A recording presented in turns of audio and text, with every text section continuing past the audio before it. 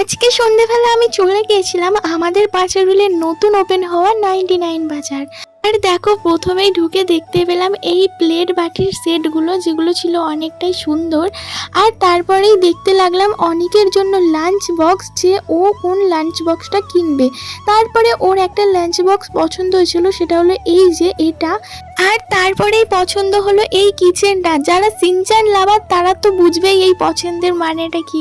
আর এখানে অনেক রকমের কিউট কিউট কিচেন ছিল। এখানে ছিল এনিমি কার্টুন থেকে শুরু করে স্ট্যাচুও ছিল এখানে। যাই হোক, কিচেনগুলো অনেকটাই কিউট ছিল। তারপরে এই পিকচারগুলো দেখো, মাত্র কিন্তু 99 রুপিসেই তোমরা পেয়ে যাবে। অবশ্যই তোমরা কিন্তু এখানে একবার ভিজিট করতে পারো। পাঁচারুলেই কিন্তু নতুন ওপেন হয়েছে। আর শুধু কিন্তু 99 রুপিসেই না, এর থেকেও কমেই পেয়ে যাবে তোমরা অনেক কিছু জিনিস।